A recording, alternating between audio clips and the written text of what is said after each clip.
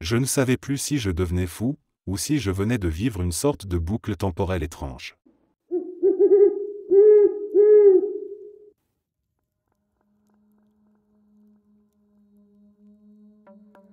Pendant 3 jours, j'ai vécu une sensation étrange, comme un voile entre moi et le monde. Tout me semblait flou, distant, comme si je n'étais pas vraiment présente. J'ai même partagé ce ressenti sur les réseaux sociaux, expliquant que j'avais l'impression d'être déconnecté, détaché de moi-même. J'ai déjà connu des épisodes dissociatifs, mais celui-là était d'une intensité tout autre. C'était comme si une autre personne avait pris ma place. Je n'y ai pas vraiment prêté plus d'attention sur le moment. J'ai mis ça sur le compte de la fatigue ou d'un passage dépressif, quelque chose de banal. Mon copain, avec qui je vis, était avec moi durant cette période. Plus tard, en discutant de ces 3 jours étranges, il m'a avoué que, pour lui, je n'étais vraiment pas moi-même. Il m'a dit qu'il avait eu la sensation très nette que j'étais une autre personne. Que mes gestes, ma façon de parler, même mon regard, tout évoquait une femme qu'il avait bien connue. Ce n'était pas simplement une impression passagère, j'avais dit des choses précises, que seule cette autre femme aurait pu savoir. Selon lui, pendant ces 3 jours, j'avais été Sophia. Sophia était son ex-compagne. Elle s'est suicidée plusieurs années auparavant.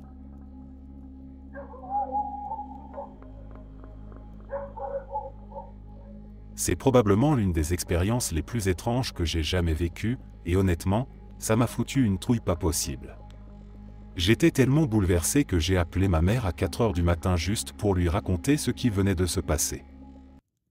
Avant de rentrer dans les détails, 2 objets sont importants dans cette histoire. D'abord, j'ai un coussin en forme de triangle, un coussin de lecture, que je garde sur ou près de mon lit. Il est assez grand, un peu encombrant, et plutôt lourd à cause de sa densité. Je m'en sers pour lire ou traîner sur mon téléphone, bien calé dans mon lit. Ensuite, j'ai une lampe à lait spéciale pour les migraines. Elle est cylindrique, et elle émet une lumière verte quand elle est orientée normalement. Si on la retourne, elle peut aussi émettre une lumière blanche. Le port de charge est placé sur le dessus quand la lumière verte est activée. Autrement dit, si elle est en mode lumière blanche, on ne peut pas la recharger, car le port est en bas. Je la garde sur ma table de nuit. Ce soir-là, je suis rentré chez moi vers minuit. J'ai enfilé mon pyjama. J'étais pas vraiment fatigué, j'avais bu du café avec des amis un peu plus tôt. Mais j'avais quand même envie de me poser, alors je me suis installé sur mon lit. J'ai balancé mon coussin triangulaire par terre, un peu à l'écart du lit, et j'ai branché ma lampe à lait, qui était complètement déchargée, donc je l'ai mise en mode lumière verte.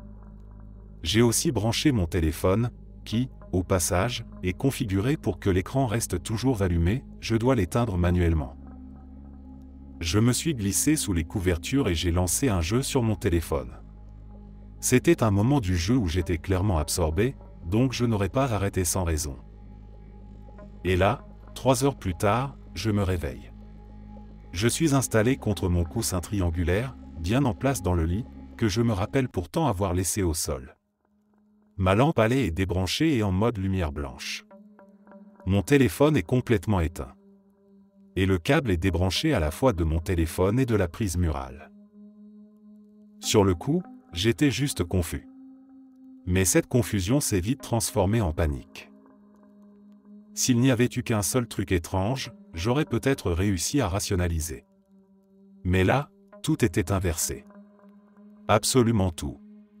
Et je me souviens parfaitement de la façon dont j'avais laissé les choses avant de m'endormir. Certains diront peut-être, tu as fait tout ça en dormant. Sauf que je ne suis pas somnambule. Et même si je l'étais, il faudrait croire qu'en dormant, j'ai traversé ma chambre, ramassé un coussin lourd, l'ai installé parfaitement sur mon lit, débranché et retourné ma lampe, éteint mon téléphone manuellement et débranché 2 extrémités de chargeur. Sérieusement ? J'étais en panique totale. J'ai aussitôt appelé ma mère, incapable de rester seule avec cette sensation. Elle m'a dit que ça ressemblait à un glitch dans la matrice, et franchement, c'est à peu près la seule explication que je trouve vaguement plausible. C'était si étrange, si dérangeant. Rien que d'y penser, j'en ai encore la chair de poule.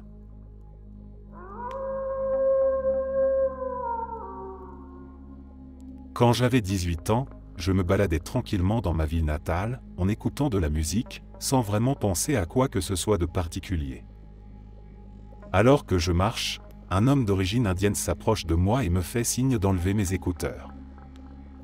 Je m'exécute, un peu surpris, et là, sans aucune introduction, il me dit « Tu es quelqu'un de très chanceux. Tu as beaucoup d'amis et de personnes qui t'aiment et t'apprécient. Mais je vois que tu penses trop à la vie, aux détails.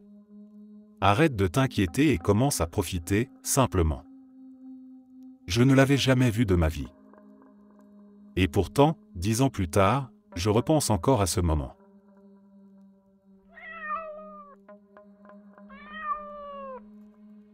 Un dimanche matin, je traînais tranquillement avec ma cousine, emmitouflée dans ma couverture rouge préférée, quand son chiot boxé s'est retrouvé avec un os coincé sur les dents du bas.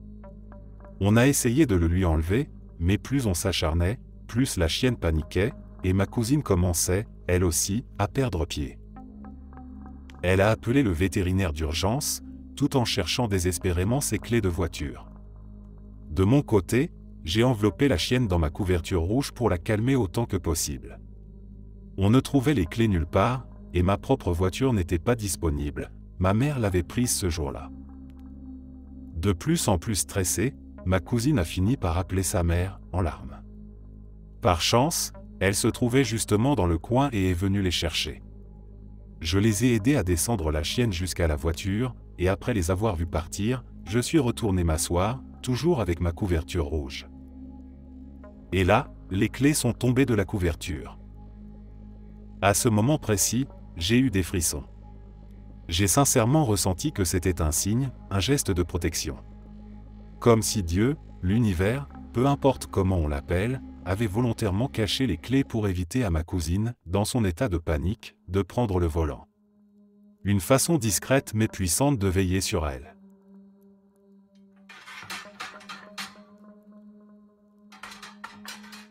Quand j'étais enfant, mon père et moi passions des heures à observer les libellules. C'était notre petit rituel, silencieux et paisible.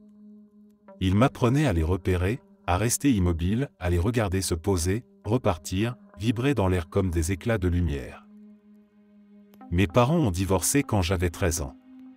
Mon père a dû déménager dans un autre état, il n'avait pas vraiment les moyens de m'élever seul, alors ma mère a obtenu la garde et on a déménagé ailleurs.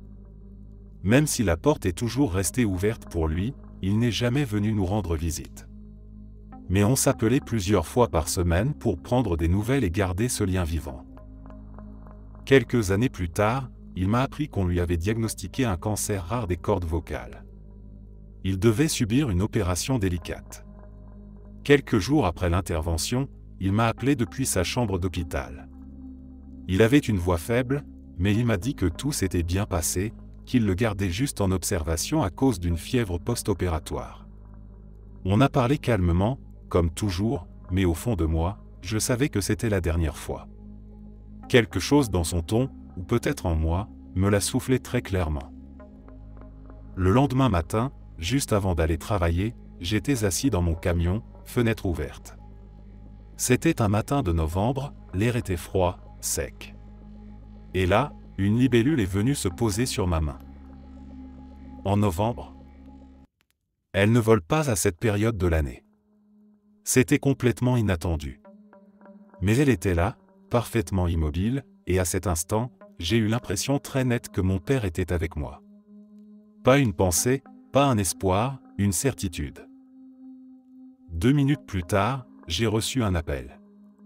C'était un ami de mon père, celui qui l'accompagnait à l'hôpital. Il m'a annoncé que mon père était décédé environ 5 minutes plus tôt.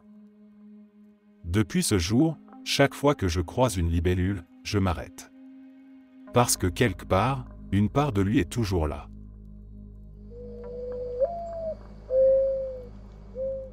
J'ai été adopté à la naissance, un détail important pour cette histoire. Quand j'avais 21 ans, je préparais mon tout premier grand voyage. J'étais seul à la maison avec ma mère adoptive, celle qui m'a élevé et que j'ai toujours connue. Il faisait calme dans la maison, presque trop calme, et je rangeais mes affaires dans ma chambre. Dans le couloir, il y avait une table pliante appuyée contre le mur. Tout à coup, sans qu'on entende le moindre bruit annonciateur, elle s'est abattue brutalement au sol dans un grand fracas. Mais ce qui était étrange, c'est qu'elle n'est pas tombée en glissant naturellement contre le mur comme on aurait pu s'y attendre. Elle a basculé dans l'autre sens, comme projetée, avec un bruit sec et viol qui a résonné dans toute la maison. Ma mère et moi avons sursauté en même temps. On s'est regardés, toutes les deux aussi surprises que perplexes. Puis, un son inattendu est venu d'une pièce voisine. Une vieille boîte à musique venait de se mettre à jouer une musique que j'adorais. C'était complètement irréel. Cette mélodie m'a aussitôt donné la chair de poule. Je me suis approché de la boîte, attiré par un sentiment étrange, un mélange de nostalgie et de familiarité. Je me suis tourné vers ma mère et lui ai demandé « C'est quoi cette boîte à musique ?» Elle m'a répondu calmement « C'est un cadeau de ta mère biologique. Tu l'adorais quand tu étais petite, tu jouais avec tout le temps. À force, elle s'est cassée. Elle n'a pas joué ce morceau depuis des années. » Je suis resté figé un moment. Il y avait quelque chose d'indescriptible dans l'air, comme si un lien s'était soudain réveillé. Peu de temps après, j'ai décidé de partir à la recherche de ma mère biologique. On s'est retrouvés, et depuis, on entretient une relation profonde, émotive et très forte.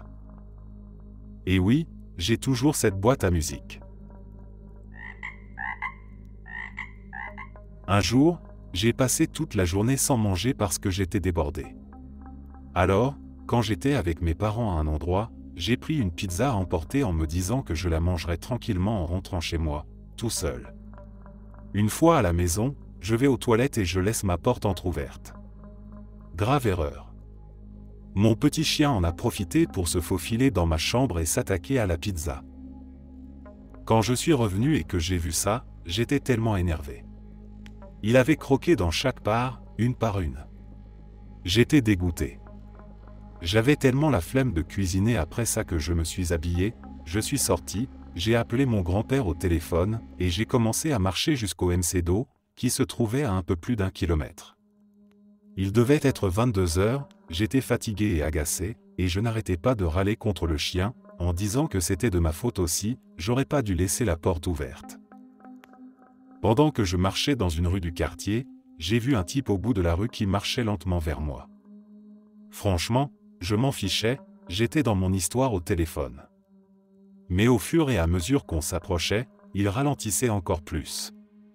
Entre la route et le trottoir, il y avait une bande d'herbe avec une de ces grosses boîtes aux lettres collectives, celle pour tout le pâté de maison. Et quand j'arrive à ce coin, on est tous les deux de part et d'autre de cette boîte aux lettres, donc on ne se voit plus. Évidemment, je suis un peu curieux, parce qu'il avait ralenti comme ça, alors je monte sur le trottoir, je passe devant la boîte, et je jette un coup d'œil derrière moi. Plus personne. Je m'arrête de parler, je reviens sur mes pas, je regarde autour de la boîte aux lettres, rien. Personne. Ce qui est super étrange, c'est que j'en suis certain, j'ai vu ce gars marcher vers moi. C'est même pour ça que j'avais pris la route au lieu du trottoir, je voulais éviter de croiser quelqu'un d'aussi près à cette heure-là. Je l'ai vu jusqu'à ce qu'on arrive tous les deux à la boîte aux lettres, et là, disparu. Il n'y avait nulle part où il aurait pu aller.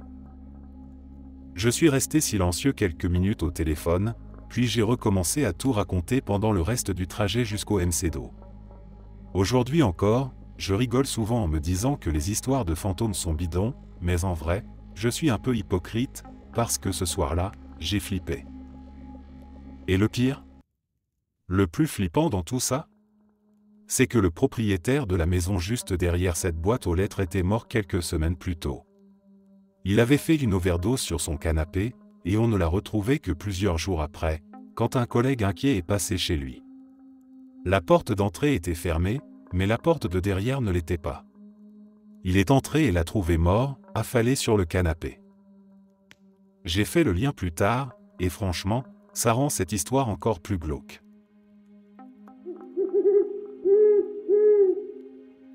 Il y a quelques années, j'ai séjourné dans un hôtel à la Nouvelle-Orléans.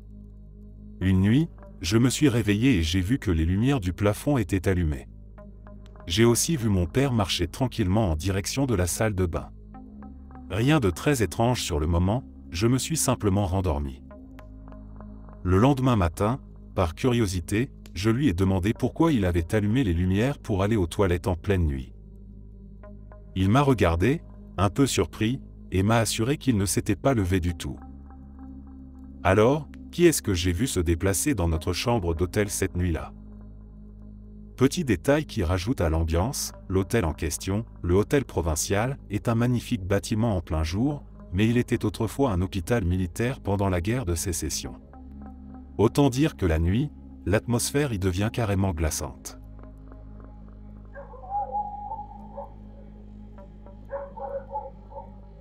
Depuis environ un mois, il m'arrive d'entendre quelque chose courir sur le toit, la nuit.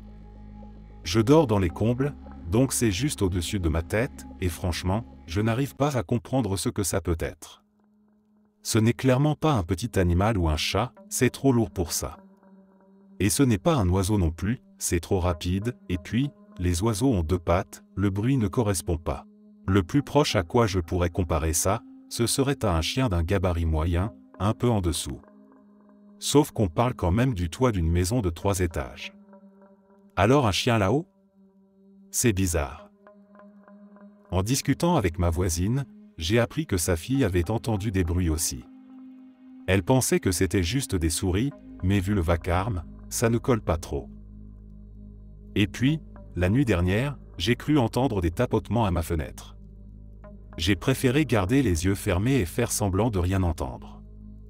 Ce qui me perturbe, c'est que j'ai déjà eu des épisodes où mes rêves se mélangeaient à la réalité, surtout dans des périodes de stress émotionnel. Ça allait de la sensation très claire que quelqu'un se tenait près de moi, jusqu'à des conversations entières dont je me souvenais au réveil, mais qui n'avaient jamais eu lieu. Sauf que là, en ce moment, je me sens plutôt bien. Donc je ne comprends pas trop.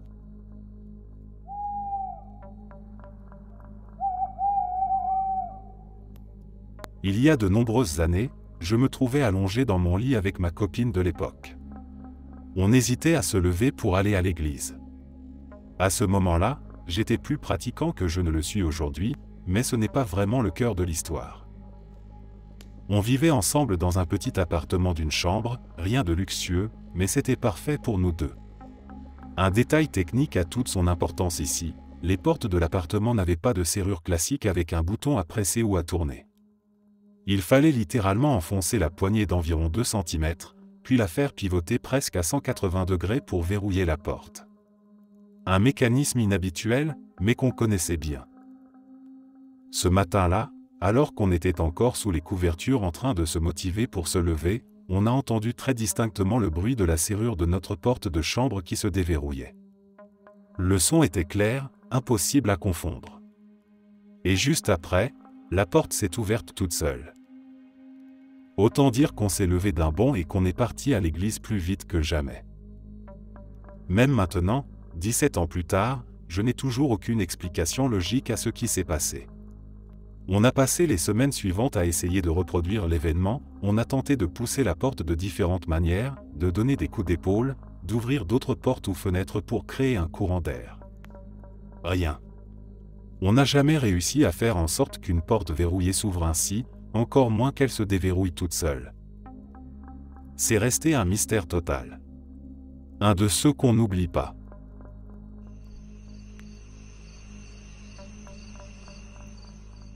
Ma mère avait réussi à capturer une scène assez étrange sur les caméras de sécurité de son salon, sa bouteille d'eau avait été projetée violemment de son poste de travail, sans aucune explication. Ça s'est passé quand j'étais encore à l'école primaire, et je me souviens qu'elle m'avait raconté qu'un homme avait été abattu juste devant le salon, sur le trottoir, quelque temps auparavant. Du coup, tout le monde, que ce soit la famille ou les collègues du salon, était convaincu que c'était l'esprit de cet homme qui avait causé ça. On n'a jamais su avec certitude ce qui s'était vraiment passé, mais c'était troublant. Depuis, ma mère travaille dans un autre salon, plus moderne, depuis plusieurs années. Quant à la vidéo, elle l'a finalement supprimée parce qu'elle disait que ça dégageait une mauvaise énergie. Et franchement, je ne peux pas lui en vouloir.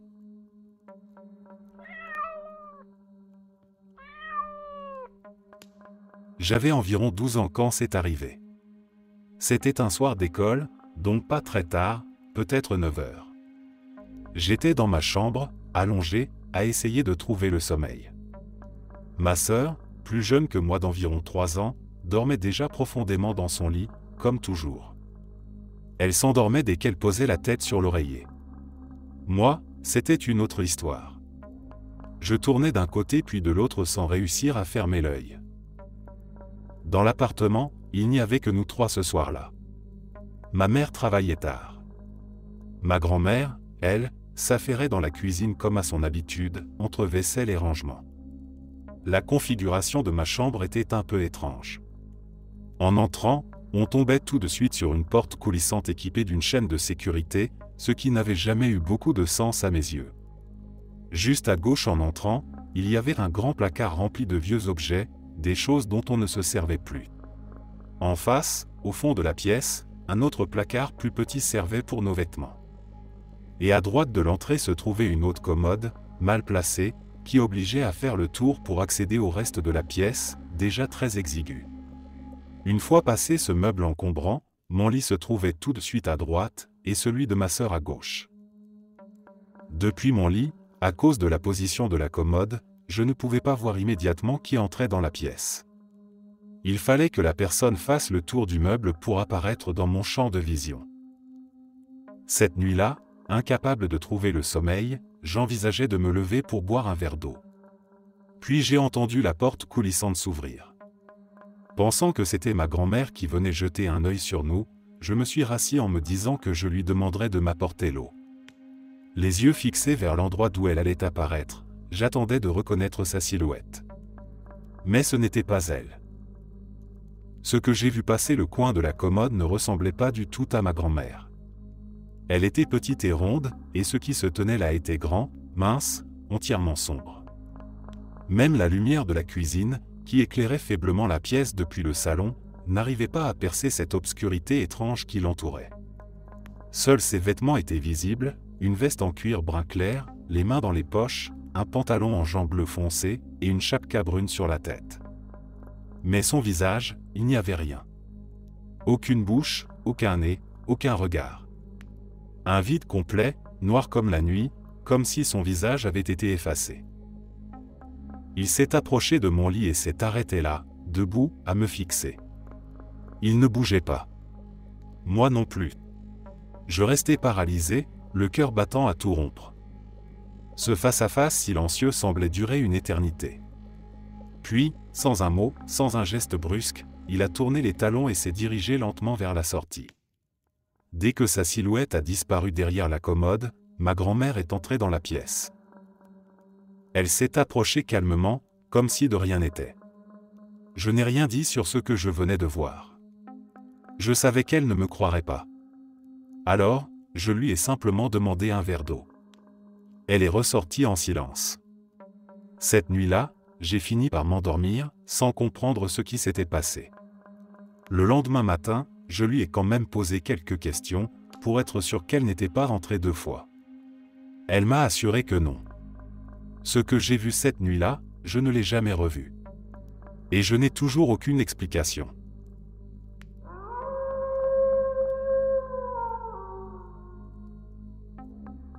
Quand j'étais enfant, je me suis réveillé en pleine nuit avec une sensation étrange et terrifiante, j'avais l'impression qu'une bouche humaine était en train de me mordre le mollet. Une vraie morsure, avec des dents, de la pression, pas une crampe, pas un rêve flou. Je me suis redressé, paniqué, et j'ai attrapé ma jambe. Ma peau était humide. Comme si elle était couverte de salive. Je suis resté figé pendant plusieurs secondes, incapable de bouger, le cœur battant à toute vitesse. Puis d'un coup, j'ai bondi hors du lit et je suis allé me réfugier dans la chambre de mes parents. Ils m'ont dit que ce n'était qu'un mauvais rêve, que ce n'était rien. Mais moi, je suis resté convaincu que ce que j'avais vécu était réel. Je ne sais pas ce que c'était, ni comment l'expliquer. Je sais juste ce que j'ai senti. Et ce n'était pas un cauchemar.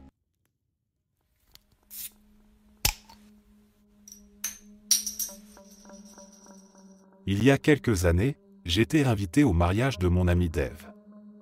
La cérémonie avait lieu à environ 5 heures de route, donc j'avais prévu d'y passer tout le week-end. Le mariage était prévu pour le samedi, alors mon plan était de partir le vendredi soir et de passer la nuit chez ma mère, qui habitait plus près du lieu. Mais ce vendredi-là, après le travail, j'ai commencé à me sentir très mal. Mon estomac se tordait, j'avais une sensation de brûlure profonde dans la poitrine et dans le bras, et un mal de tête lancinant. Mes yeux aussi se sont mis à brûler et à pleurer sans raison. À l'époque, j'étais dans la vingtaine et, comme beaucoup, je me suis dit que ça ne valait pas le coup de dépenser de l'argent pour aller à l'hôpital. Je vis aux États-Unis. Je me suis dit que j'allais prendre une douche et me reposer, puis conduire jusqu'au mariage le lendemain. La chaleur de l'eau m'a fait me sentir encore plus mal, alors j'ai mis l'eau froide et je suis resté sous la douche une bonne demi-heure. Ça n'a pas changé grand-chose. J'ai décidé d'aller me coucher, et si je ne me sentais pas mieux le lendemain matin, alors j'irai aux urgences.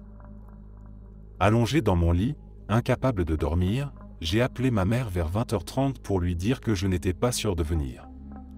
Elle m'a dit de me reposer, mais que si ça empirait, je devais absolument consulter un médecin. Les heures ont passé, et la douleur ne faisait qu'augmenter. J'étais à 2 doigts d'aller à l'hôpital. Je cherchais mes symptômes sur Internet, en vain.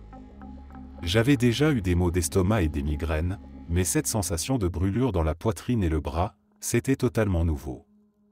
Et non, ce n'était pas un simple reflux acide.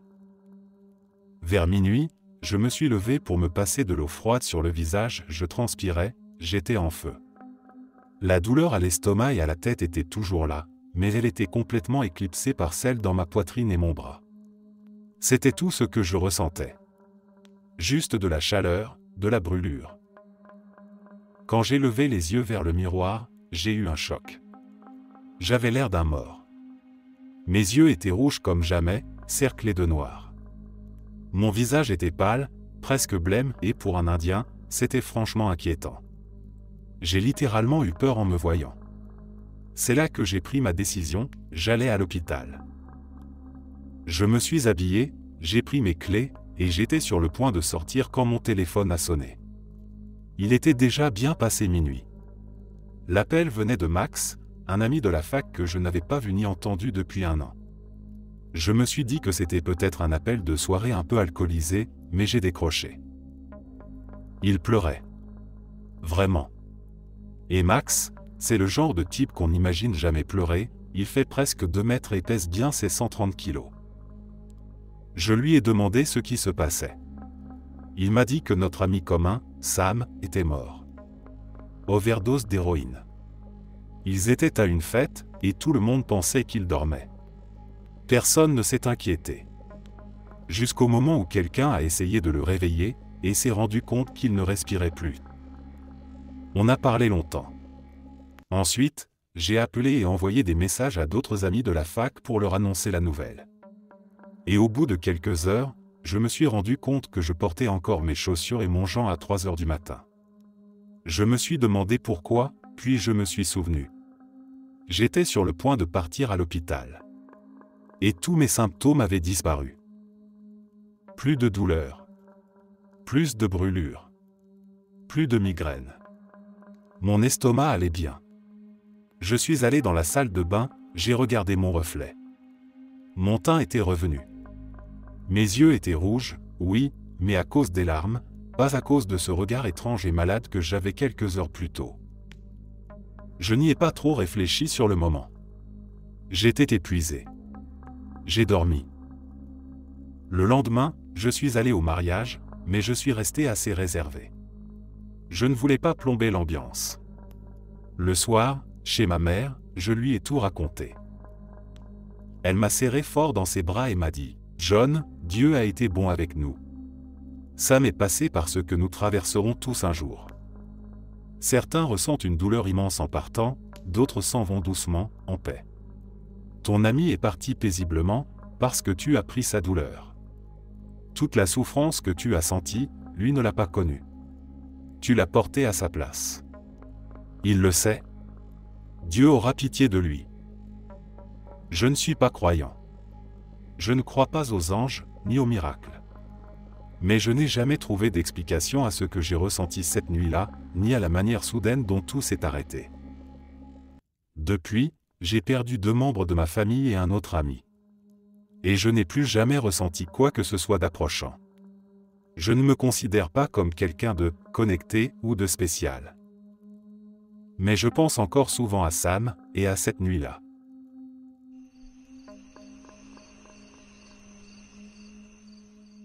Je suis urgentiste aujourd'hui, mais cette histoire remonte à mes années d'internat, en école de médecine. On suivait un patient atteint d'insuffisance respiratoire chronique.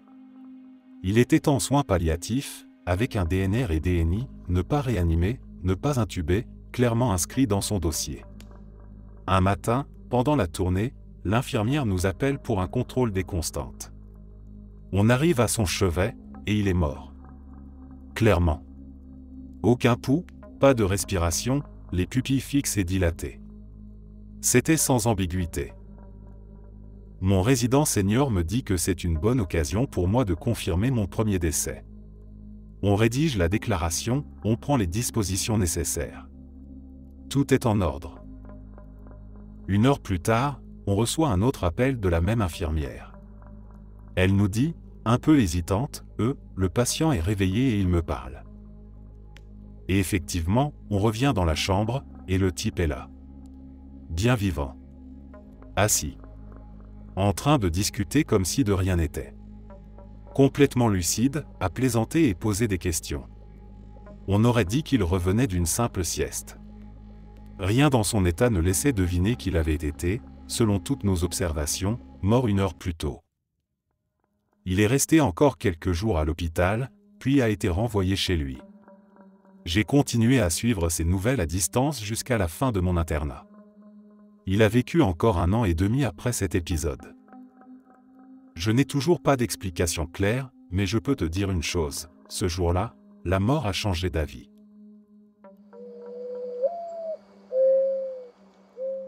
J'ai vécu plusieurs histoires que je n'arrive pas à expliquer. Quand j'avais 12 ans, ma famille a déménagé dans un nouveau quartier. Les maisons venaient d'être construites sur des terrains fraîchement aménagés, le genre de terres artificielles qu'on crée en déplaçant la terre des lacs pour la regrouper en îlots habitables. Ma nouvelle chambre était plutôt grande, orientée vers la rue. Pourtant, dès que j'y ai mis les pieds, j'ai ressenti un profond malaise. Une impression pesante, comme si quelque chose n'allait pas. J'en ai parlé à mes parents, en espérant qu'ils aient une solution ou une explication, mais pour eux, ce n'était rien. Juste mon imagination. Quelques mois plus tard, je me suis fait une amie à l'école et je l'ai invitée à venir jouer à la maison. Je ne lui ai pas parlé de la sensation étrange que j'éprouvais dans ma chambre, après tout, je m'étais convaincu que c'était sans importance. Mais dès qu'elle est entrée dans ma chambre, elle s'est arrêtée net et m'a demandé si on pouvait aller jouer ailleurs. Elle ne se sentait pas bien là-dedans. Elle n'a pas su dire pourquoi, mais elle n'était pas à l'aise. Comme moi, dès le premier jour. Un jour, j'avais environ 15 ans, j'étais assis sur le siège passager pendant que mon père conduisait. Je ne me souviens plus où on allait, mais on s'approchait d'un croisement hanté, et on devait tourner à gauche. Sur la piste cyclable à côté de la route, j'ai vu un vélo foncer à toute vitesse. Vraiment vite. Mais ce qui m'a glacé le sang, c'est qu'il n'y avait personne dessus. Le vélo avançait tout seul, droit, fluide, comme si quelqu'un pédalait, sauf qu'il n'y avait personne. Je l'ai suivi du regard, de plus en plus inquiet. Et puis, alors qu'il passait derrière un arbre un peu plus loin, il a simplement disparu. Il n'est jamais réapparu de l'autre côté. Un autre jour, en rentrant de l'école, j'ai levé les yeux vers la fenêtre de ma chambre, dans la même maison que la première histoire. J'ai vu quelqu'un assis juste devant la fenêtre. Je ne distinguais pas bien son visage, mais j'ai supposé que c'était ma sœur. Alors, j'ai fait un petit signe de la main. Elle n'a pas répondu. Intrigué, je suis entré dans la maison, suis monté directement à l'étage, mais ma chambre était vide. J'ai vérifié celle de ma sœur, vide aussi. Personne à l'intérieur. Le silence total. Et c'est à ce moment-là, alors que j'étais dans le salon, que j'ai entendu la porte d'entrée s'ouvrir. C'était ma sœur, qui rentraient tout juste de l'école. Une fois, je campais avec des amis sur une toute petite île, minuscule au point qu'on pouvait lancer une balle d'un bout à l'autre sans forcer. Nos tentes étaient installées d'un côté, autour d'un feu de camp au centre. J'étais assis, le dos tourné vers la moitié vide de l'île, et je regardais vers les tentes. Quelques amis étaient à côté du feu, d'autres dans les tentes, je pouvais voir tout le monde, personne ne manquait à l'appel. Puis, sans prévenir, j'ai senti 3 tapes sur mon épaule droite. Des tapes lentes, espacées, comme si quelqu'un comptait doucement. Mais je voyais toujours tout le monde devant moi. Personne derrière. Personne ne pouvait être là, et pourtant, j'avais clairement senti un contact. Je me suis retourné, inquiet. Rien. Absolument rien. Je me suis de nouveau tourné vers mes amis, essayant de rester calme, quand une autre tape s'est faite sentir. Là, j'ai sauté sur mes pieds et j'ai foncé dans ma tente sans demander mon reste.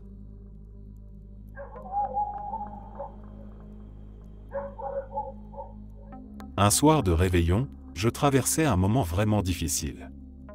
C'était le nouvel an, et j'étais seul. Ma copine venait de me quitter, et j'étais enfermé chez moi avec mes pensées pour seule compagnie. Entre mes résultats catastrophiques à la fac et une dépression qui s'installait doucement, j'étais au plus bas. Alors j'ai fait ce que font beaucoup dans ces cas-là, j'ai vidé presque 2 bouteilles de whisky à moi tout seul. C'est la seule fois de ma vie où j'ai été réellement ivre au point de ne plus me souvenir de rien. Un vrai trou noir. Je me suis réveillé à 4 heures du matin.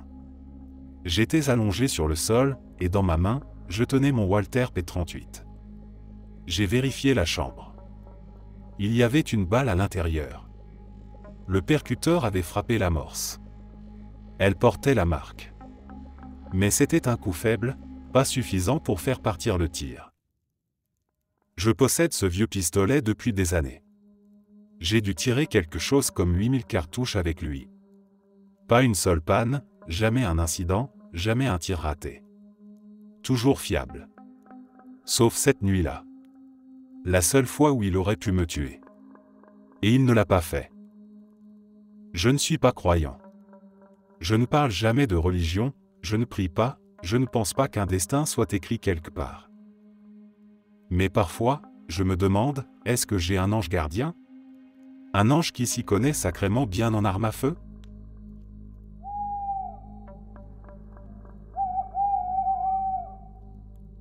Quand j'étais enfant, mon père passait pas mal de temps à jardiner. Un jour, alors qu'il creusait dans une zone du jardin, il s'est heurté à quelque chose de dur. Il a essayé d'insister un peu, mais comme la résistance persistait, il a fini par abandonner et a travaillé autour. Moi, du haut de mes 11 ans et armé d'une bonne dose de curiosité, j'ai décidé d'aller voir par moi-même ce qui coinçait là-dessous. Après un bon moment passé à creuser, j'ai fini par dégager 2 grosses pierres. L'une d'elles portait des sortes d'inscriptions, très usées, impossibles à déchiffrer. À l'époque, Internet n'était pas encore ce qu'il est aujourd'hui, donc je n'ai pas pu faire de recherche poussée. Je les ai simplement laissées là, posées dans un coin du jardin, et j'ai continué ma vie d'enfant. Environ une semaine plus tard, moi et ma sœur avons été réveillés très tôt un matin par de forts bruits sourds. Elle disait que ça venait d'au-dessus de sa chambre, qui se trouvait à l'opposé de la mienne. Le problème, c'est qu'au-dessus de sa chambre, il n'y avait que le grenier, totalement vide et inaccessible sans échelle. Mes parents dormaient encore profondément, donc personne n'aurait pu monter là-haut sans qu'on s'en rende compte. Le bruit était si fort qu'un cadre est même tombé du mur de sa chambre, ce qui l'a suffisamment effrayée pour qu'elle décide d'aller dormir chez une amie pendant plusieurs jours. Mais les choses ne se sont pas arrêtées là. Au fil des jours, les coups ont continué. Sauf que cette fois, ils ne venaient plus du grenier, mais bien de l'intérieur même de la chambre de ma sœur. Toujours les mêmes coups forts, lourds, rythmés, comme si quelqu'un frappait violemment du poing contre le sol ou les murs. Ce n'était pas un craquement ou un bruit de maison qui travaille, c'était net, répétitif, délibéré. Ça a duré presque 2 semaines. Moi, ma sœur, mon père et même un ami à moi les avons entendus à plusieurs reprises. Et à chaque fois, on était tous en bas, loin de la pièce où le bruit se produisait. Personne n'aurait pu le faire sans que ça se sache. Je me souviens encore très clairement du dernier bruit que j'ai entendu. J'étais dans la cuisine, juste en dessous de la chambre de ma sœur, seul avec mon ami. Les coups se sont mis à résonner au-dessus de nous, comme un message que je n'avais pas envie de comprendre. La seule à ne jamais avoir rien entendu, c'était ma mère. Elle pensait qu'on s'amusait à inventer des histoires, jusqu'au jour où, pendant qu'elle se préparait dans sa chambre, elle m'a appelé. Elle n'avait pas l'air en colère ou moqueuse. Elle m'a simplement dit, d'un ton calme, « Va enterrer ces pierres que tu as trouvées. » Je n'ai pas discuté. J'ai pris les blocs de pierre et je les ai remis en terre, là où je les avais trouvés. Et c'est là que tout s'est arrêté. Plus aucun bruit, plus aucune anomalie, plus aucun malaise dans la maison. Depuis, j'ai grandi, mais je n'ai jamais oublié cette période. J'ai même consulté de vieilles cartes de la région. Rien d'inhabituel, juste d'anciens champs, aucune trace d'un ancien bâtiment ou d'un cimetière.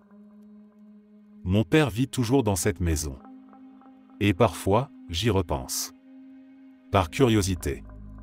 Par envie de comprendre. Et je me surprends à me demander ce qu'il se passerait si je retournais creuser ces pierres. Mais je ne l'ai encore jamais fait. Un week-end, j'étais seul à la maison. Je devais travailler la majeure partie du temps, alors je n'ai pas vu passer les journées. Les membres de ma famille avec qui je vivais étaient partis rendre visite à des proches, à plusieurs heures de route, et devaient rester là-bas pendant quelques jours. Ils sont très religieux, alors que moi, je ne le suis pas du tout. La maison était remplie d'images et de figurines de Jésus, surtout dans le salon. Près de la porte d'entrée, il y avait une carte postale en particulier, que j'ai toujours remarquée. C'était une vieille carte que l'un d'eux avait reçue des années auparavant. Elle représentait Jésus devant un coucher de soleil, les bras écartés. Elle était posée sur une étagère près de l'entrée depuis aussi longtemps que je m'en souvenais, et je savais qu'il n'y avait aucun doublon ailleurs dans la maison. Ce jour-là, je suis parti travailler comme d'habitude, sans rien remarquer d'anormal. J'ai passé la journée à faire mes trucs, puis je suis rentré le soir. J'ai suivi ma routine, tranquillement, profitant même un peu du calme de la maison vide. Ce n'est que bien plus tard, en allant me brosser les dents avant d'aller me coucher, que j'ai remarqué quelque chose d'étrange. La fameuse carte postale se trouvait dans le lavabo de la salle de bain à l'étage. Posée là, sans raison apparente. C'est à ce moment-là que j'ai senti un léger malaise. J'ai aussitôt descendu les escaliers pour vérifier l'étagère près de la porte d'entrée. La carte n'était plus là.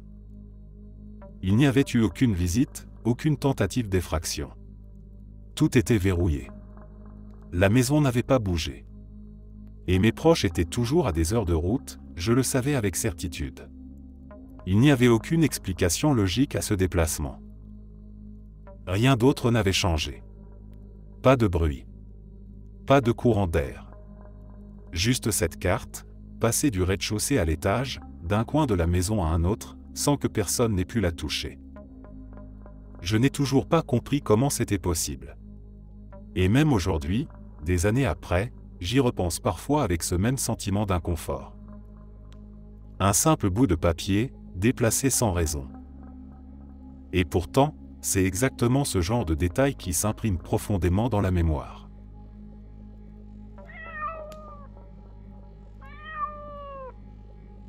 Quand j'étais adolescente, je me suis passionné pour la divination.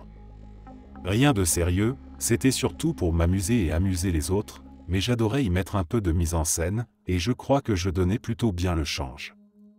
Un jour, ma meilleure amie m'a offert un jeu de cartes appelé l'Oracle de Titania. Les illustrations étaient magnifiques, et je me suis vite mise à faire des tirages pour mes amis.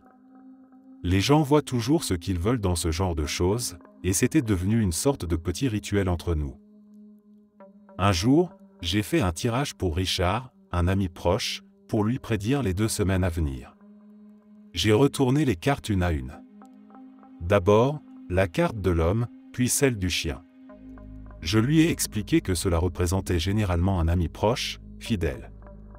Puis est sortie la carte du cercueil. J'ai vite précisé que, le plus souvent, cette carte ne signifiait pas une mort réelle, mais plutôt une période d'attente, de stagnation. Elle n'était inquiétante que si elle était suivie par la carte de la faux. Je n'aurais pas dû dire ça. La carte suivante, justement, c'était la faux. Le message semblait clair, trop clair, un ami proche, un homme, allait mourir dans les 2 semaines. J'ai aussitôt essayé de rattraper le coup.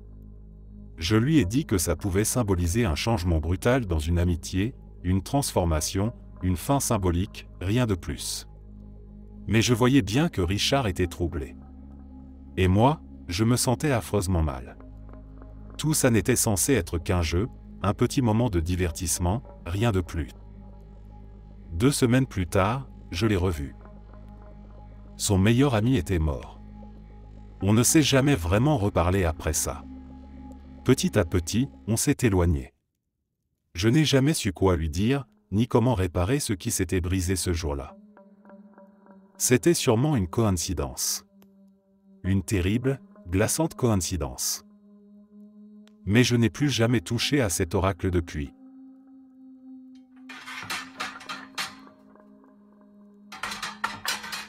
Quand j'étais plus jeune, je vivais dans une maison vraiment ancienne. Avant de raconter ça, je précise tout de suite, je suis athée, je ne crois pas aux fantômes ni à quoi que ce soit de surnaturel.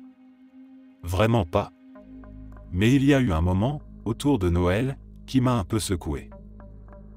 Un soir, j'étais installé dans le salon, en train de jouer à la console. À un moment, j'ai entendu une boule de Noël tomber de l'arbre. Rien d'extraordinaire à ça, j'ai pensé qu'elle était mal accrochée, comme ça arrive souvent. Après avoir terminé une partie, je me suis levé pour ramasser la boule et la remettre à sa place. Mais au pied du sapin, il n'y avait rien. Pas de boule, pas de trace qu'elle ait roulé quelque part. J'ai cherché un peu autour, rien non plus. J'ai trouvé ça étrange, mais j'ai laissé passer. 10 minutes plus tard, pendant que je jouais toujours, la lampe du coin s'éteint soudainement. Je me dis, bon, une ampoule qui grille, ça arrive. Sauf que non. Quand je me suis approché, j'ai vu que l'interrupteur de la lampe avait été physiquement basculé. Il avait été éteint, comme si quelqu'un avait appuyé dessus. C'était franchement bizarre. Il n'y avait personne d'autre dans la pièce, pas d'animaux, pas de courant d'air. Rien qui aurait pu expliquer ça de façon claire. Quelques jours plus tard, en parlant avec un voisin plus âgé, j'ai appris qu'il y avait eu un accident tragique dans cette maison, il y a très longtemps. Une petite fille y vivait autrefois, et elle avait été fauchée par une voiture en traversant la route juste devant chez nous. Elle n'avait pas survécu. Même avec tout ça, je ne suis pas devenu croyant. Je continue à penser qu'il doit y avoir une explication logique, même si je ne l'ai pas trouvée. Mais ce moment reste, encore aujourd'hui, l'un des trucs les plus étranges que j'ai vécu. Et je n'ai jamais vraiment oublié cette sensation d'incompréhension, ce petit malaise silencieux.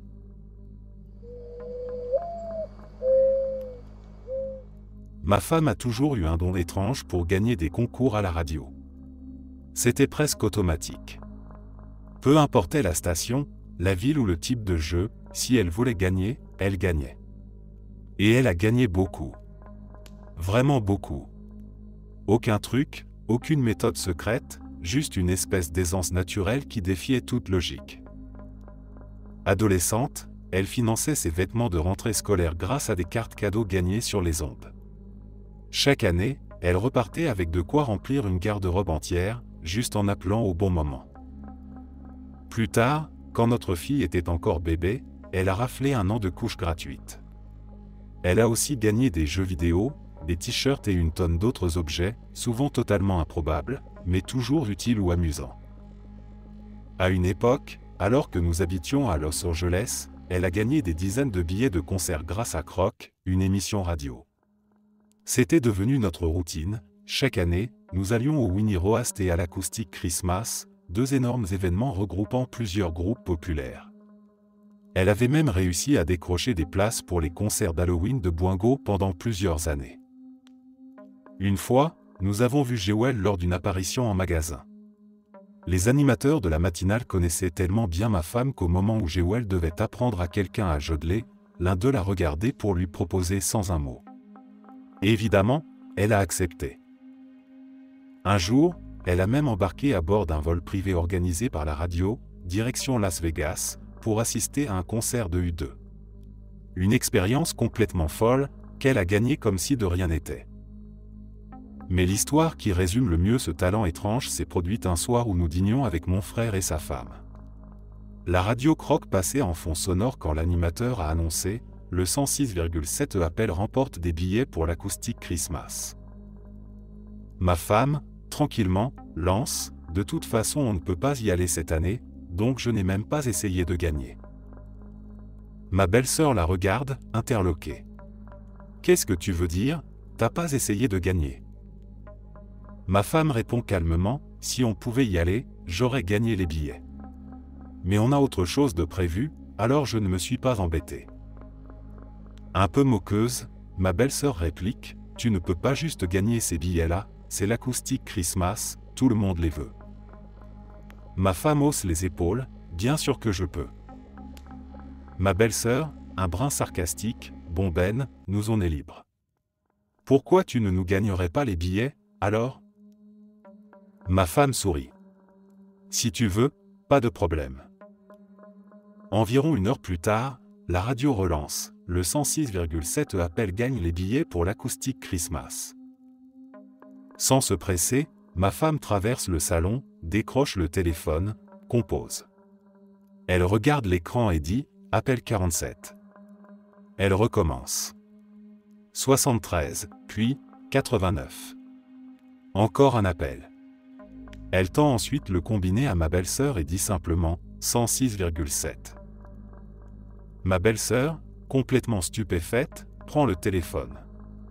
Quelques secondes plus tard, on entend la voix du DJ à la radio, « Félicitations, vous êtes notre appel numéro 106,7, vous avez gagné. » Et dans le combiné, la voix incrédule de ma belle-sœur, « Quoi? C'est pas Croc, ça ?» Sauf que si. C'était bien Croc. Et ma femme venait encore de gagner. En direct, sur commande, au tout premier essai.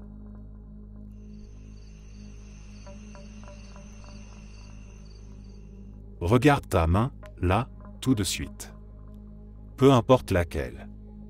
Tu vois ton pouce? Très bien. Maintenant, imagine-le de l'autre côté de ta main.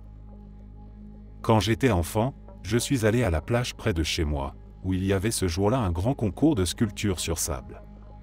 Il faisait une chaleur écrasante, plus de 35 degrés, et l'air collait à la peau. En plein milieu de la foule, j'ai remarqué un homme assez âgé, habillé de manière totalement absurde pour la situation, un costume 3 pièces, bleu clair, épais comme si c'était l'hiver. Il transpirait à peine, comme s'il n'était pas concerné par la température. Mais ce qui m'a vraiment arrêté net, ce n'était pas ses vêtements. C'était sa main. Son pouce était du mauvais côté. Je suis resté là à fixer sa main, figé. Et alors que je le regardais, j'ai vu son pouce devenir peu à peu transparent, comme s'il s'effaçait lentement. Puis il est réapparu, cette fois du bon côté, comme si sa main s'était recalibrée devant mes yeux. Juste après, j'ai ressenti une forte sensation de vertige, comme si le monde avait vacillé autour de moi. Et quand j'ai levé les yeux de nouveau, l'homme avait disparu dans la foule.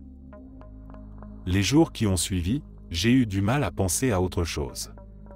Je regardais mes mains sans arrêt, me demandant si mes pouces étaient bien à leur place. Trop terrifié à l'idée de poser la question à qui que ce soit, au cas où ça serait justement ça l'erreur. Et malgré les années qui ont passé, je n'ai jamais oublié ce moment. C'est resté gravé dans ma mémoire, net, limpide.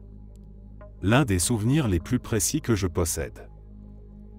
Je ne sais toujours pas ce que j'ai vu ce jour-là. Mais ce que je sais, c'est que je n'étais probablement pas censé le voir. Enfin bref, ce genre de sujet doit déjà avoir 1 milliard de témoignages, alors je doute que beaucoup lisent celui-ci. Mais à ceux qui le font, passez une bonne journée et gardez vos pouces à leur place.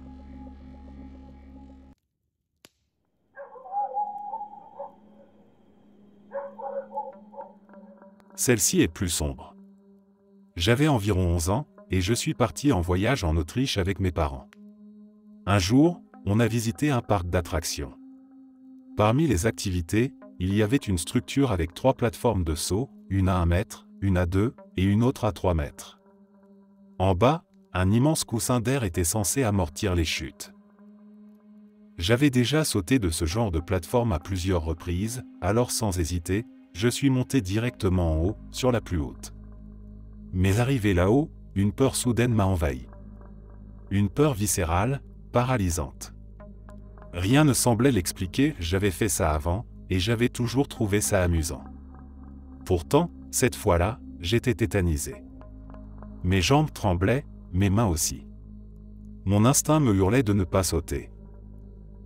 Je me suis écarté pour laisser passer la petite fille derrière moi. Elle avait 9 ans. Elle a sauté. Mais le coussin avait une fuite que personne n'avait remarquée. Il n'a pas amorti sa chute. Elle s'est brisé la nuque. Elle est morte sur le coup. Je me souviens être descendu de la structure, incapable de dire un mot. Tout en moi était figé. C'est resté gravé dans ma mémoire comme une photographie que je ne peux pas effacer. Et depuis ce jour, une pensée me hante, si j'avais sauté, c'est moi qui serais morte. Cette peur, venue de nulle part, m'a retenu au dernier moment.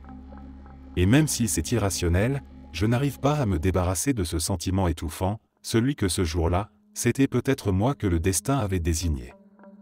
Pas elle.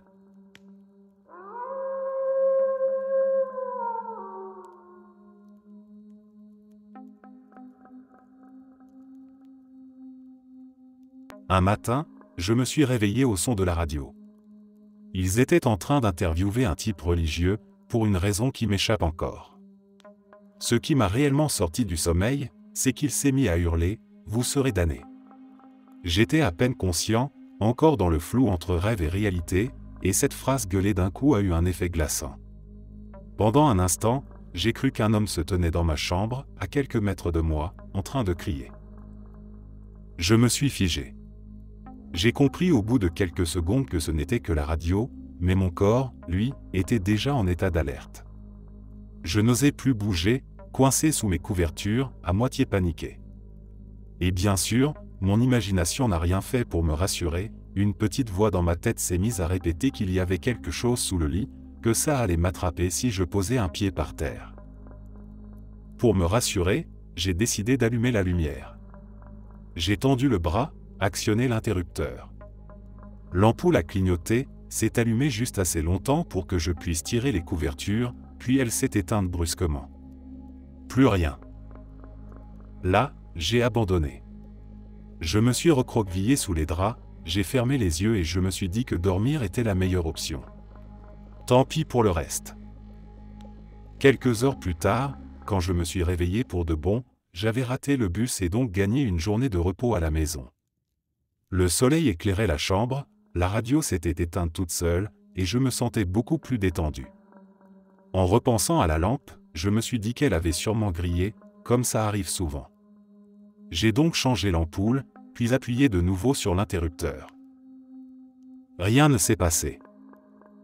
Intrigué, j'ai secoué l'ancienne ampoule près de mon oreille, mais je n'ai rien entendu. Elle avait l'air intacte, sans trace de brûlure. Pour en avoir le cœur net, je suis allé la tester dans une autre pièce. Elle fonctionnait parfaitement. Un peu agacé, je suis retourné dans ma chambre pour refaire un essai. J'ai tenté plusieurs fois, sans succès. J'en ai conclu que c'était peut-être la lampe elle-même qui avait rendu l'âme, et j'ai décidé de la remplacer par une autre. Je me suis donc glissé sous le lit pour la débrancher, en éclairant la prise avec ma lampe torche. Et là, j'ai compris. La lampe n'était pas cassée. Elle n'était tout simplement pas branchée. Je l'ai rebranchée, elle s'est allumée sans problème, comme si de rien n'était. Et moi, j'ai quitté la chambre sans attendre une seconde de plus. Je n'y suis pas retourné avant le lendemain.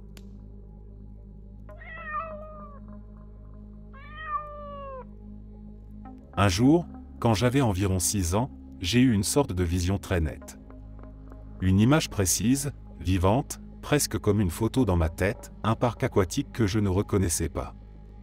Ce n'était pas un rêve flou ni une imagination d'enfant, c'était vraiment clair. Je voyais les toboggans, les couleurs, la lumière du soleil sur l'eau, les gens autour, comme si j'y étais. 4 ans plus tard, lors d'un voyage en famille, on a visité un parc aquatique. Je n'y avais jamais mis les pieds auparavant. Et pourtant, en montant les marches d'un grand toboggan, j'ai senti quelque chose d'étrange. Puis, en me retournant un instant pour regarder autour de moi, tout s'est figé. C'était exactement l'image que j'avais vue des années auparavant. Identique. Les mêmes personnes, aux mêmes endroits, les mêmes postures, les mêmes couleurs. Comme si cette scène avait été figée dans le temps pour m'attendre. Ce n'était pas juste une impression de déjà-vu. C'était précis, jusqu'au moindre détail. Il n'y avait rien de menaçant ou de particulièrement marquant dans la scène elle-même. Et pourtant, chaque fois que j'y repense, les larmes me montent aux yeux. Pas de tristesse, pas de peur, juste des larmes qui coulent toutes seules, comme en ce moment. C'est physique, incontrôlable, profond, sans que je puisse expliquer pourquoi. C'est probablement l'expérience la plus étrange et la plus marquante que j'ai jamais vécue.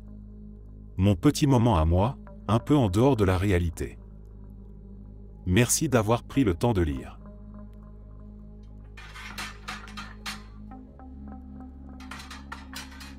Vers l'âge de 10 ans, mon petit frère et moi avions une sorte de rituel, on organisait régulièrement des pyjama parties, rien que tous les deux, dans le salon. On tirait le lit escamotable du canapé, on empilait des coussins, on se servait des snacks plein les bras et on regardait des films jusqu'à ce que le sommeil nous emporte.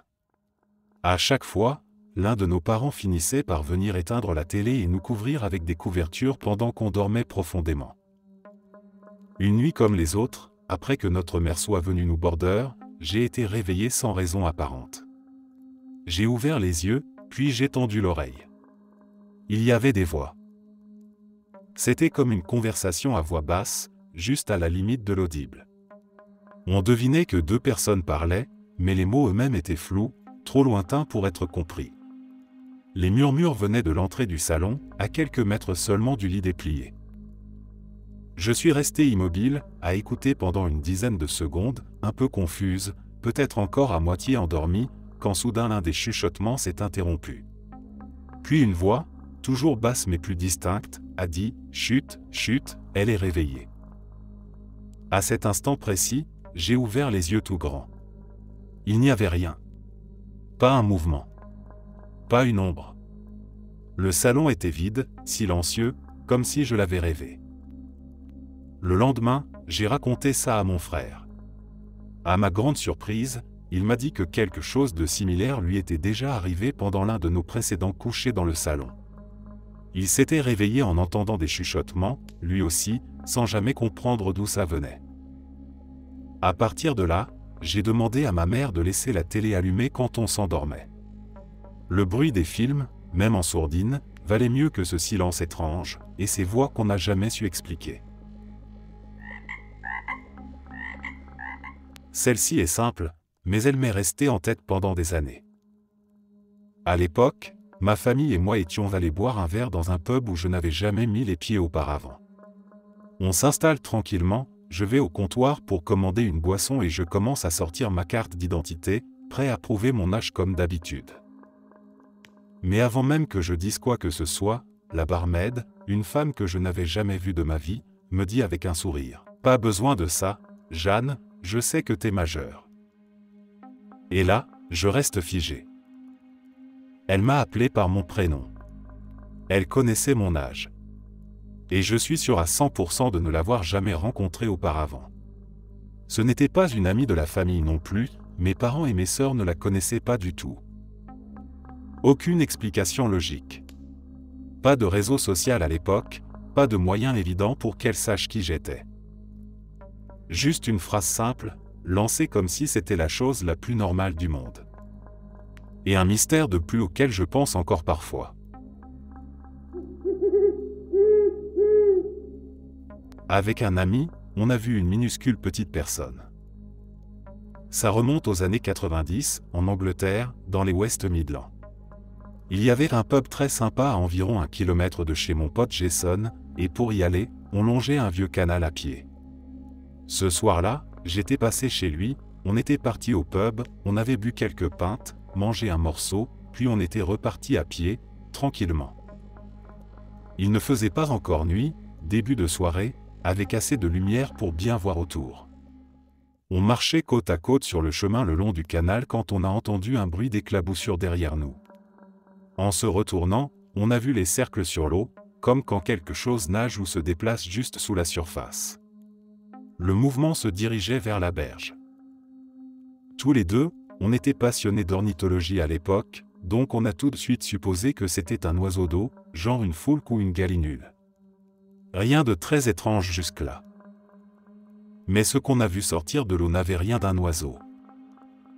C'était un petit homme. Nu comme un verre, haut comme une main, pas plus de 20 cm. Il a escaladé le bord du canal avec agilité, s'est secoué comme un chien mouillé, puis a filé droit dans la haie à côté, à une vitesse incroyable. On est resté figé sur place, bouche bée, complètement incapable de bouger. On s'est regardé, incrédule, puis on s'est précipité vers l'endroit où il était sorti de l'eau. Évidemment, il n'y avait plus rien. Pas une trace, pas un bruit. Juste le canal tranquille et le bruissement des feuilles. Une fois chez Jason, on a passé des heures à essayer de comprendre ce qu'on avait vu. On a énuméré tous les animaux possibles, envisagé tous les scénarios. Mais rien. Aucun oiseau, aucun rongeur, aucun animal qu'on connaissait ne ressemblait à ce qu'on avait vu. Et ce n'était pas de la panique ou de l'ivresse, on n'avait pas bu tant que ça, et on avait l'esprit clair. Ce qu'on a vu ce soir-là, on l'a vu ensemble, au même moment, avec les mêmes détails. Et à ce jour, on n'a toujours pas la moindre explication.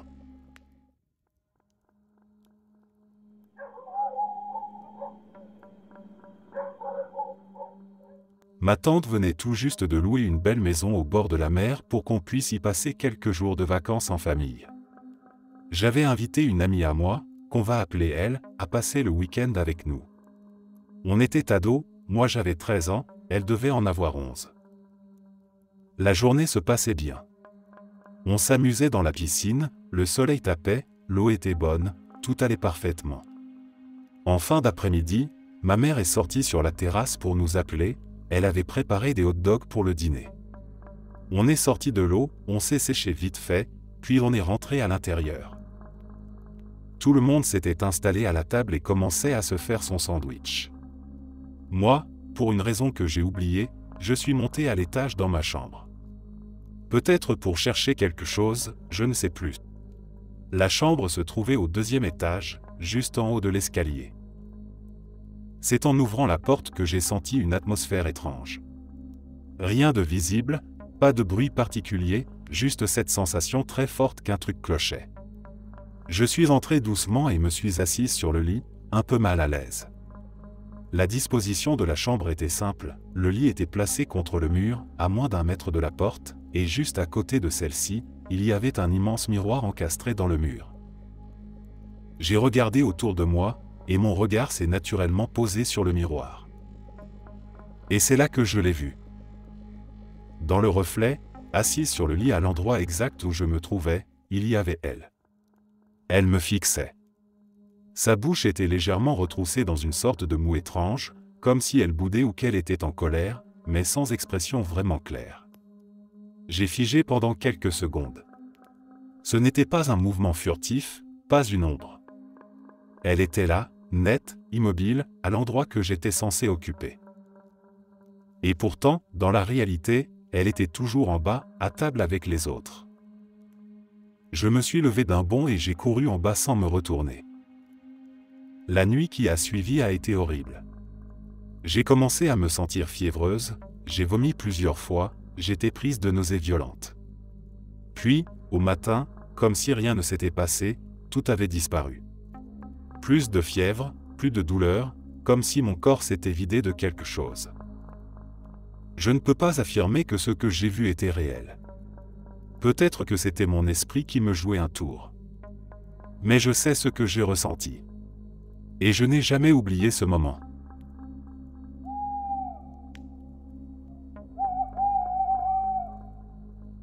Quand j'avais 12 ans, je vivais avec ma mère dans un ensemble de petits immeubles en rangée, des maisons mitoyennes à 2 étages.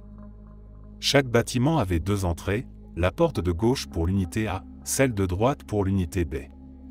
Nous, on habitait l'unité B. Ma chambre se trouvait à l'étage, juste au-dessus de notre porte d'entrée. La fenêtre de ma chambre donnait sur l'avant du bâtiment. Un soir, je rentrais chez moi après avoir passé la nuit chez un ami. On m'a déposé devant la maison, il faisait déjà nuit. Pendant que je ramassais mon sac de sport sur le trottoir, la voiture repartait. C'est à ce moment-là que j'ai levé les yeux, par réflexe. Ce que j'ai vu m'a figé net. Depuis la fenêtre de ma chambre, des étincelles tombaient lentement, comme une pluie de braise rouge et dorée. Il y en avait des dizaines, peut-être plus. Elles descendaient doucement dans l'air, comme si le feu lui-même s'était installé là-haut. Intrigué et un peu inquiet, j'ai tendu la main pour en attraper une. Elle m'a brûlé les doigts. C'était réel. Pris de panique, je me suis précipité à l'intérieur. J'ai monté les escaliers 4 à 4, le cœur battant, persuadé que quelque chose brûlait dans ma chambre. Mais une fois en haut, j'ai trouvé la fenêtre parfaitement fermée. Verrouillée de l'intérieur. Aucun signe de feu. Rien. Je suis redescendu. Ma mère était seule à la maison, endormie dans la chambre du rez-de-chaussée. Elle n'avait rien entendu, rien senti. Et surtout, aucune odeur de fumée, ni à l'intérieur ni dehors. Tout était silencieux et parfaitement normal. Et pourtant, j'avais vu ces étincelles. J'en avais même senti une brûler ma peau. Cette nuit-là, j'ai refusé de remonter dans ma chambre. J'ai pris une couverture et je me suis installé sur le canapé du salon. Même si rien ne semblait anormal, quelque chose me disait que je ne voulais pas dormir en haut, pas cette nuit-là.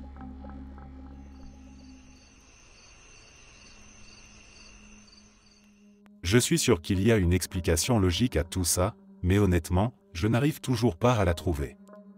Un soir, j'étais en appel sur Discord avec un ami. J'étais tranquillement assis à mon bureau, une couverture posée sur mes épaules parce qu'il faisait un peu frais. À un moment, je sens quelque chose tirer brusquement sur la couverture. Elle glisse d'un coup de mes épaules, comme si on l'arrachait. Sur le moment, j'ai tout de suite pensé à ma chatte. Elle a l'habitude de grimper sur moi, parfois même sur mes épaules quand je suis assis.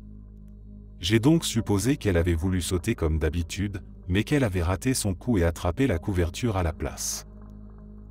Je soupire et je dis à mon ami, « Attends 2 secondes, ma chatte vient de foutre en l'air ma couverture. » Je retire mon casque, prêt à me lever pour l'attraper et la sortir de la pièce. Je baisse les yeux pour la chercher. Rien. Je regarde autour de moi. Personne. Le plus étrange, la porte était fermée. Elle ne pouvait pas être rentrée sans que je la voie, ni sortie sans ouvrir. Et pourtant, j'ai clairement senti quelque chose tirer assez fort sur la couverture pour me la faire tomber. Une traction nette, précise. Pas un simple glissement dû à un mouvement. Non, c'était comme si quelqu'un, ou quelque chose, l'avait attrapé pour de vrai. Je suis resté là, figé quelques secondes, à essayer de comprendre. Il n'y avait aucun animal dans la pièce. Rien qui aurait pu expliquer ça. Je n'ai toujours pas la moindre idée de ce qui s'est passé.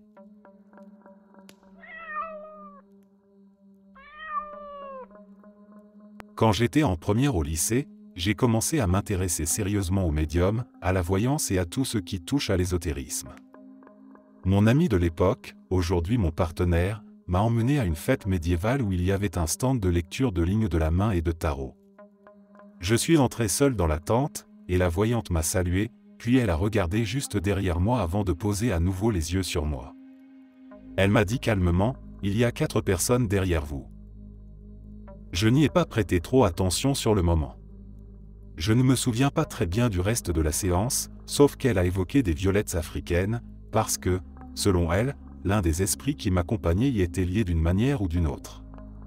Comme je ne connaissais personne, vivant ou décédé, qui aimait particulièrement ces fleurs, je n'y ai pas attaché d'importance et j'ai fini par oublier l'histoire. 1 an plus tard, je suis retourné au même stand, mais cette fois, une autre femme faisait les lectures. Mon partenaire était assis à côté de moi. À peine la séance commençait, sans aucune introduction ni lien apparent, elle m'a demandé si je connaissais les violettes africaines. J'ai répondu que non. Elle m'a alors dit que je devrais en avoir chez moi, pour l'esprit qui m'accompagnait. Cette deuxième mention inattendue m'a laissé un peu perplexe, mais là encore, j'ai essayé de ne pas trop y penser. Environ 6 mois plus tard, j'étais avec mon père dans un magasin de bricolage, un de ces grands magasins avec une section jardinage. Je me suis éloigné un peu pour regarder les fleurs, et je suis tombé sur un étalage de violettes africaines. Sans trop savoir pourquoi, j'en ai pris un pot, je les ai replantées dans un joli cache-pot en rentrant et je les ai posées sur le rebord de ma fenêtre. À peine 2 minutes plus tard, ma mère est entrée dans ma chambre. Elle m'a demandé si j'avais acheté quelque chose. Des violettes africaines, lui ai-je répondu. Elle a souri doucement, presque avec nostalgie, puis m'a regardé et m'a dit « Tu sais, c'était les fleurs préférées de ta grand-mère. » Ma grand-mère est décédée 9 ans plus tôt, quand j'avais 11 ans. L'année suivante, je suis retourné au même stand par curiosité, mais cette fois, personne n'a mentionné les violettes. Je sais que ce n'est pas une histoire terrifiante, mais quelque chose dans tout ça me laisse encore une drôle d'impression.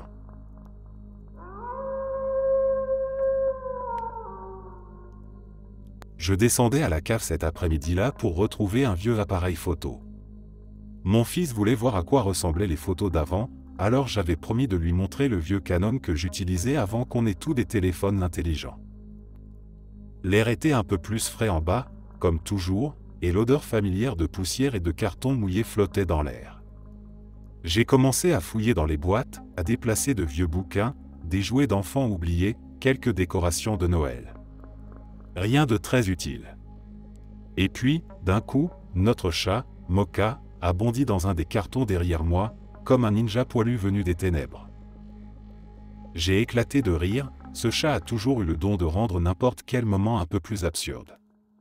Je me suis penché pour le prendre, histoire qu'il ne casse rien ou ne se coince pas.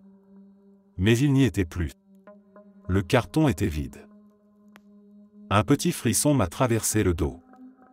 Et là, juste comme dans un rêve bizarre, j'ai entendu un bruit dans l'escalier.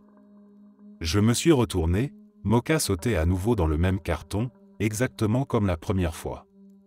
Même mouvement. Même petit miaulement étouffé. Mais cette fois, je n'ai pas rigolé. Je me suis approché lentement et j'ai regardé dans la boîte, encore vide. Là, je ne savais plus si je devenais fou ou si je venais de vivre une sorte de boucle étrange. J'ai décidé de remonter et d'aller demander à ma femme si elle avait vu Mocha descendre avec moi. Je suis monté à la hâte, le cœur battant un peu trop vite pour une histoire de chat. Et là, juste en haut des escaliers, je l'ai vu. Mocha. Marchant tranquillement vers la porte de la cave, comme s'il venait tout juste de se réveiller. Je l'ai attrapé dans mes bras, il ronronnait, l'air totalement indifférent. J'ai regardé ma femme, assise dans le canapé. Comment il a fait pour être si rapide ? Je lui ai demandé. Elle a levé les yeux vers moi, confuse. De quoi tu parles ? Il dormait sur mes jambes depuis tout à l'heure. Je n'ai rien dit. J'ai juste regardé Mocha. Il m'a lancé un regard que je n'arrive toujours pas à oublier. Et l'appareil photo ? Je ne l'ai jamais retrouvé. Merci d'être resté jusqu'à la fin. N'oubliez pas d'aimer la vidéo, de vous abonner et de partager vos propres histoires en commentaire. On se retrouve demain à la même heure devant ce feu.